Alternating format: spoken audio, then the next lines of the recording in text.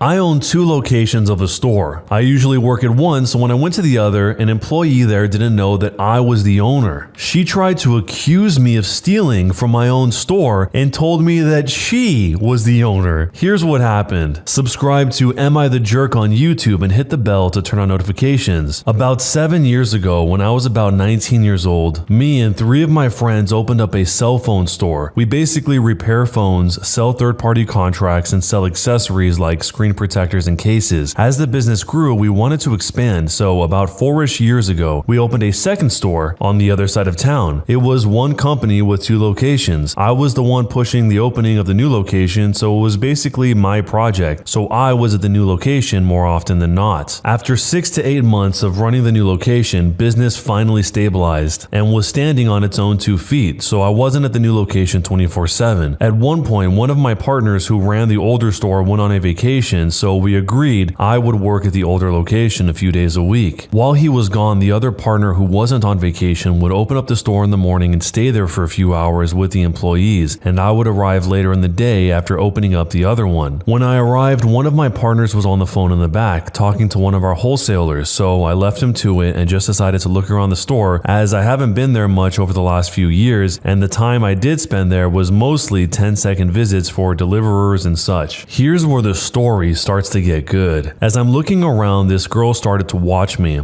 If I walk from one end of the store to the other end, she kind of follows me, pretending she is doing inventory or something. All I thought to myself was, okay, that's kind of weird. She was a new hire, so I never really met her before, but I assume she recognized me or something since there are some pictures of me and my partners hanging around the back. So maybe she was just nervous to meet the new boss. I was about to walk up to her and introduce myself when a customer came in looking like he needed help. I approached him and started talking to him, but before I could react, she stopped the conversation with the customer and helped him herself. After he left, she came up to me and said, "I'm sorry, but I'm gonna have to ask you to leave. You don't work here and you're making me very uncomfortable creeping around. Please get out of my store now." I thought, what the heck, and decided to tell her who I was to see exactly what she think is going on. I asked her what she meant and she said, "I saw you when you came in and I'm pretty sure you put something in your pockets." She went on to explain that she is the owner of this place and doesn't want any trouble. She just wants me to leave so there won't be any issues. She was saying all this around the time my partner got off the phone and overheard the end of it. I was holding back the biggest grin, and so was he. And then he approached us and explained that I was one of the owners and her boss. Her face turned red and her whole attitude changed instantly. This all happened about 2.5 years ago and we still joke about it, but now this 5'4" redhead girl who was about to call the cops on me for just looking around my own store is now my wife. Our first kid, who is due in about 3 months, is going to hear this story for the rest of his life. This story was actually unexpectedly wholesome. It's not often the person that's creating the conflict in the situation ends up marrying the person that's telling the story. The most funny part to me is that this kid is actually going to be so sick of hearing this story throughout his entire life over and over again. "Did you know your mom thought that I was stealing at my own store? She told me she was the owner." So let me know if you would marry the person that accused you of stealing at your own store down below. Am I the jerk for laughing at my mother-in-law when she ate my special snacks and got way too baked? My wife and I just moved back to her hometown. We love living in a big city, but we had agreed when we got married that when we wanted to start a family, we would move to a small town. It sort of sucks, but I am only 45 minutes away from a theater and good restaurants. It's not like we're in the middle of the woods. We live in Canada. Herb is fully legal here. I like to make herb butter and cook with it. I make brownies or fudge and my wife and I both partake. Well, her not so much right now because she is breastfeeding. My wife insisted that we give her mom a key for emergencies. I disagree, but I lost the vote. So we talked about it and I said I was fine with it, but it was only for emergencies. She wasn't to use it to come over and clean up or anything like that. Her mom agreed and we gave her a key. Well, she followed the rules for about 2 months. My wife is out of town in the city for the weekend visiting friends. Since it is a 2-hour drive to that side of the city, she's just staying there. I came home last night and found my mother-in-law high as a kite in my living room. She had decided since my wife was out of town, I needed a home-cooked meal. One thing led to another and she found some fudge. She was so baked that all she was doing was staring at the TV. Indica will do that to you. I called my wife and laughed my butt off. She's giving me a hard time for letting her mom get like that and for laughing at her mom. My mother-in-law was currently resting in the guest bedroom. My wife's stepdad came to get her, but she is not moving. We had a few brewskis and watched the Jays get destroyed. She came into our home and ate my stuff without my permission. I'm not really upset. She is super helpful and she has always been nice to me. I just think it's hilarious. But my wife says that I'm a jerk for laughing at her mom. Jumping into the future, there's a small update. I just talked to my mother-in-law. She absolutely knew what she was eating. She just hasn't had any in a while, and I guess was expecting more of an experience like Cheech and Chong, not the genetically modified hybrid that I buy. So, am I the jerk? So, the mom knew what she was eating when she was eating it? I mean, at no point does he say that the mom was upset about the outcome of what happened. It was only the wife that seemed to be upset that the OP was laughing at the mom, which is a tiny grievance in the grand scheme of everything. My assumption up until that tiny update was that the mom ate it by accident. And maybe part of the reason why she's not upset is that she's probably more worried about whether or not the OP was upset because she went into the house when she said she wasn't going to and ate something without his permission. But let me know what you guys think, jerk or not a jerk, and why. My parents have taken me out of their will in favor of my sister. Am I wrong to be so angry about this? I'm a 23-year-old male, and my parents, 58 and 63, have taken me out of the will in favor of my 26-year-old sister. Recently, I was helping my parents with doing a bit of late spring cleaning and throwing out a lot of old rubbish when I came across what I assume is the most recent copy of their will. I didn't mean to look at it, but when I moved it, I noticed the beneficiary section of the front only had my sister listed. Then, I know it was horrible of me to do, but I decided to have a read through it. I'm not in it at all. My sister is listed as the sole beneficiary. She will get the house, their life insurance policies, savings, car, absolutely everything. They aren't rich people by any means, but due to the way property prices have risen since they bought their house in the 80s, this probably comes into a total of about £500,000. They have always had a thing with favoring my sister a bit more than me, giving her extra attention and stuff, but I've never really minded. She is a bit of a screw up, and if I'm honest, she has needed the extra attention. I'm not gonna lie either, my financial situation is a lot better than my parents. I'm engaged, and together, me and my partner, no kids, make about £45,000 a year. My sister is a single parent of 2 children, a deadbeat dad, and no child support. She earns about £16,000 a year. I know that is a lot of a gap, and I would understand if they left her with a greater share to help her out more, but leaving me with nothing just seems so harsh. Whilst me and my fiance do earn more, we aren't exactly rolling in money, and even if they only had left me 20%, it would still be more than enough to help me start to buy my own house. Obviously, this is all hypothetical as they are both perfectly healthy and have a long time in them yet. It just seems harsh that if they were to die tomorrow, my sister would be set, whilst I would be left with nothing. Am I right to be so angry about this? Should I confront them about it or not? I know it's not my money at all, but she is a terrible daughter to them. Over the years, she has lied to them, stole money from them and me, and had to be bailed out, fines paid for illegal substance charges, etc. She barely even finished school as well, so while she is financially worse off, it's only because she has made herself so. On the other hand, I visit them all the time, help them out with whatever they ask. I went to university, which they had always wanted me to do. I paid for it 100% by myself with no help, and it just seems like they are punishing me and rewarding her for being such a failure. For some additional information, with me they have always had a parenting style of letting me make my own way. If I wanted something, I was expected to do chores and get a job to pay for it. I don't mind, and it's made me more responsible. My sister, on the other hand, they always bought her what she wanted and never really expected as much from her as me. What should I do? Jumping into the future, there is an update. Thank you all for your responses. I think the vast majority of you understood what I was upset about, with only a few idiots thinking that it was about money rather than validation of what I had always believed a bit, that they prefer my sister. I wanted to get this sorted out as soon as possible, so I booked the afternoon off work and I went around to see my parents, and I learned 2 new things about myself from them. Number 1, I was an accident. Apparently, after my sister, my mom had a miscarriage and they decided not to try again, and then a year later, along pops me. Because I was unplanned, they hadn't really thought through their finances, and so for about a year and a half, my dad had to work 2 jobs and has always felt that I made him miss out on my sister growing up, and that because he rarely saw me, he has never really connected with me. As for my mom, the previous miscarriage had put her off on having children. She was content with her little girl, and by then, age 39, was quite happy to be done having children. Number 2, they are disappointed with me. They don't like my fiance. They don't like that I live a 40-minute drive way. They are sad that I chose accountancy instead of doing a law degree, but most of all, they are disappointed that I am not closer to my sister. That is, friends with a girl who spent most of her life bullying me, who has threatened them appallingly, who stole money from them regularly until she moved out, and who I was persuaded to lend £2,000 of my savings for university so that she could clear some debts. She never paid that back, and I had to get into a lot of debt myself to get through my final year. It's not even like I am horrible to my sister now. I love my niece and nephew and I spoil them all the time, and for their sake, we'll help her out from time to time with money for bills and food. Apparently this is why I am not in the will, and never have been, except when I was younger, where custody of me would have been given to my aunts until I was 18. They have, quote, never really seen me as their son. I was a bit too distant and self-reliant, and apparently, quote, made it easy for them to love your sister more. I'm not gonna get anything, as they don't really view me as a part of the family. Me going away for 3 years to university made it worse, but it's something that they have always felt. They asked me if I felt that it was wrong what I did and said if I could persuade them otherwise, they would change it somewhat. My sister would still be the main beneficiary, but I would get something from them. I know you guys will probably be disappointed with me for my response, but I just left. I told them that I didn't care about the money at all, and if they cannot see me as a son, then I no longer see them as parents. So in conclusion, I am excluded as my parents are unhappy with my life choices, despite never telling me so before. Also, I was unwanted, and so they have never connected with me or viewed me as a part of the family. Because they were so focused on my sister, I became self-sufficient and grew up faster, and that made them feel more distant. My sister means more to them than I, and they don't want to change their minds or try to work things through.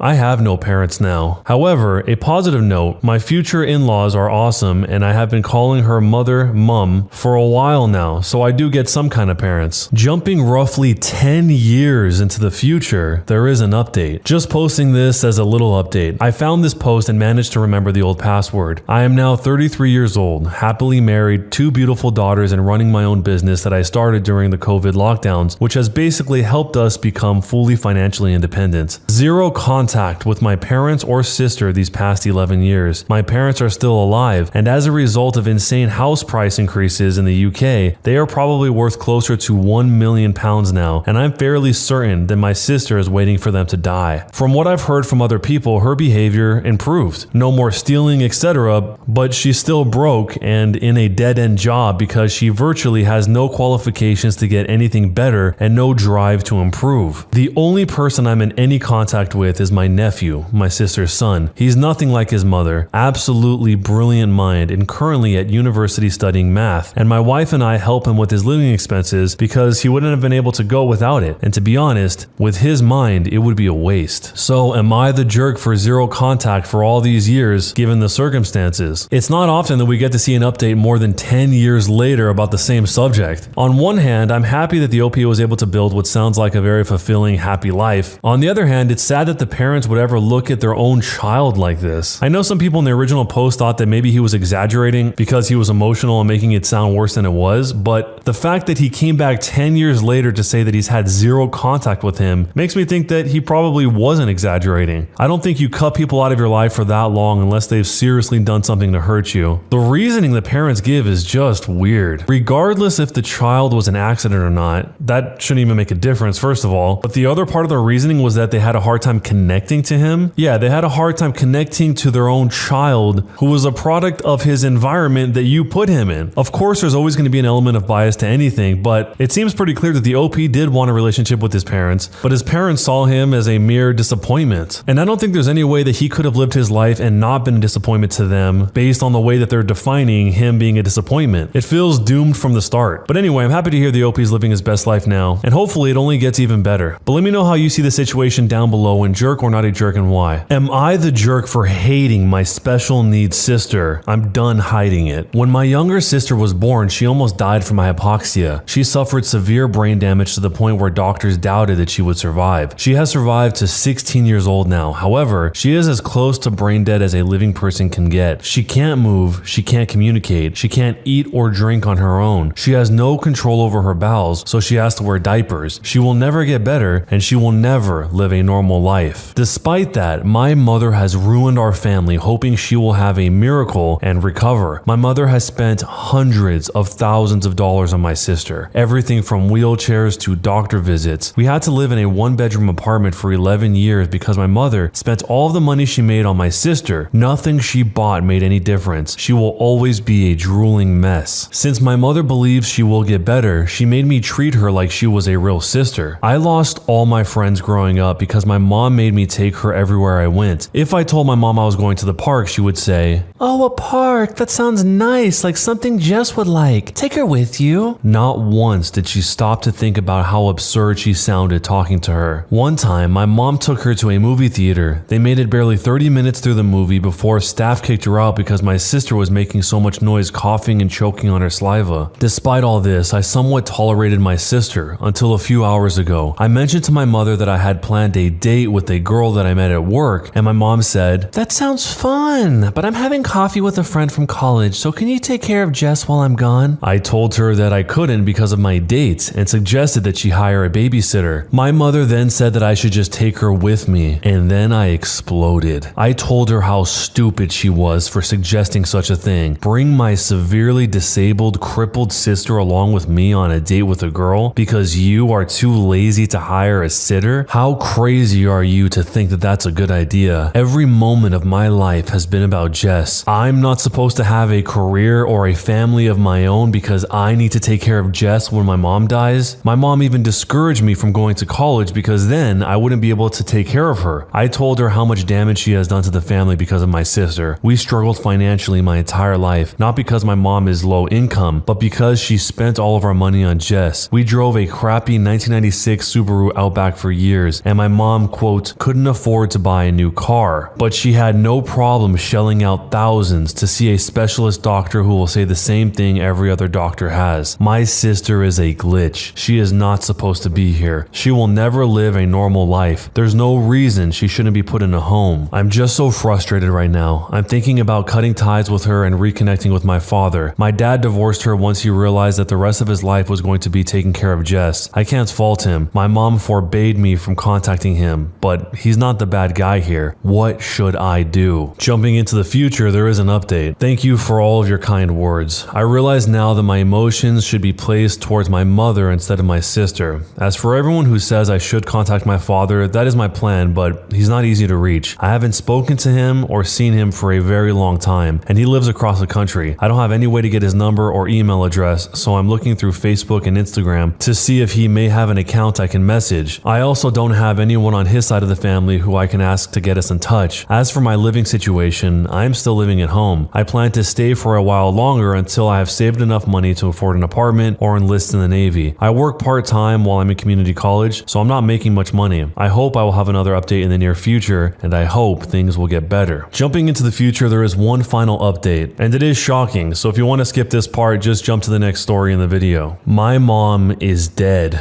I came home to a bunch of police cars around my home. She did it to herself with a rope, and a neighbor saw her from the window. I didn't get a good look at her, and I'm glad that I didn't. I don't think I could handle seeing anyone like that. The last couple of days, she seemed stressed out, but I didn't expect this. Right now, plans are getting set to place Jess in a home. She will have around-the-clock care. I'm not sure what stage of grief I'm at right now. I have a place to stay for a while, and I'm getting my finances in place. I miss my mom. She wasn't a good mom, but she was my mom. I tried reaching out to my father through a family member on his side. To make a long story short, my father basically said that he had moved on from us and that he didn't want me intruding on his new family. Pretty much what I expected, but it still hurt to hear my dad say he wants to forget about me. I'm staying at a friend's house right now. I'm working and I'm doing school. Things are still rough, but I'm pushing through. Thank you for all the well wishes. What should I do? The ending to this was a lot darker and a lot more sad than I expected. There was clearly a lot more going on in the mother's mind that we didn't ever get a chance to see. It's hard to speculate on things like this without knowing, because it could be for any number of things. It could be because she felt hopelessness because her daughter Jess was going to be like that for the rest of her life and she was coming to terms with it at the same time that her son wanted to leave and cut all ties with her, leaving her to bear the entire responsibility of Jess by herself. From the way the OP tells the story, from the highlights that we get of the bigger picture, it seems like that's maybe the case, or maybe it could be something completely unrelated. We'll just never really know. As much as I feel for what the mother is going through, doing this to yourself and leaving your son behind is going to be something that he will probably never heal from. If any of you guys have ever experienced this, I think for most people it's something that sticks with you for the rest of your life. Sometimes people call this the God-shaped hole, which for a lot of people makes them become religious, and for other people it makes them fall prey to overusing substances. Everyone's different, obviously. So let me know your thoughts on this story down below and what advice you would give to someone in a position like this. When you subscribe, make sure to hit the bell to turn on notifications. To finish listening to all the stories in this series, use the playlist at the top of the description. And next time you live stream, use the cream of the crop music. Search for Cream of the Stream on Spotify or whatever music platform you use for copyright-free music to use for your stream. It's free, Cream of the Stream. Either way, thanks a lot for listening. We'll see you guys next time.